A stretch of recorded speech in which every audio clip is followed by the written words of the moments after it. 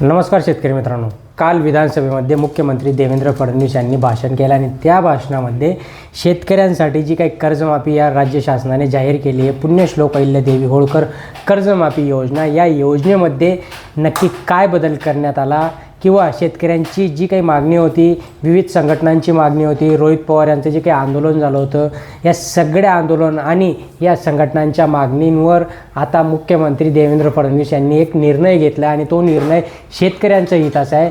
निर्णय काय आहे अगदी थोडक्यात एका मिनिटात जाणून घेणार आहोत.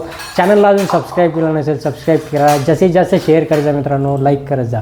बघा, राज्य शासनाकडनं शेतकऱ्यांना कर्जमाफी जाहीर करण्यात आली, पण या कर्जमाफीमध्ये शेतकऱ्यांसाठी काही जाचक अटी टाकण्यात आल्या. त्याचमध्ये सगळ्यात मोठी अट जी होती ती 50,000 रुपयांपर्यंतच्या अनुदानाची अट होती. ह्याच्यात शेतकऱ्यांना जे शेतकरी महात्मा ज्योतिराव फुले कर्जमुक्ती योजनेमध्ये पात्र झाले होते, अशा शेतकऱ्यांना परत राज्य शासनाकडनं ही जी काही पुण्यश्लोक अहिल्यादेवी होळकर कर्जमाफी योजना आहे, याच्यात 50,000 रुपयांपर्यंतचं अनुदान अशी अट टाकण्यात आली होती.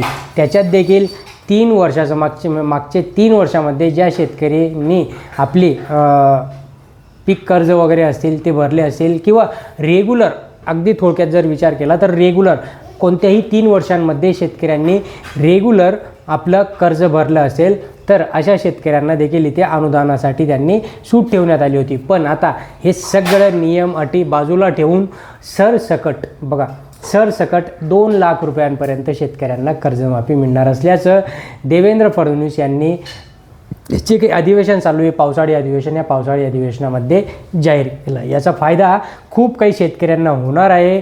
त्यातल्या त्यात शेतकऱ्यांनी फक्त आता लवकरात लवकर जे काही डॉक्युमेंट वगैरे करायचे असतील, कोणाचं आधार, कोणाचं काय, कोणाचं बँक अकाउंट, ह्या सगळ्या जर काही त्रुटी, अगदी क्षुल्लक त्रुटी असेल तर त्या पूर्ण करून घ्या. येत्या काही दिवसांमध्ये याबाबतचा अपडेट, म्हणजे कधी ट्रान्सफर होईल तसं अजून काही आलेलं नाही आहे, पण एकदा आता त्यांनी दिलं तर कधी ना कधी ही जी काही कर्जमाफी आहे ती कर्जमाफी त्यांना करावीच लागणार आहे. याच आशेवर आपण राहूया आणि लवकरात लवकर ही गोड बातमी आपल्या शेतकऱ्यांच्या खात्यात पडो. धन्यवाद.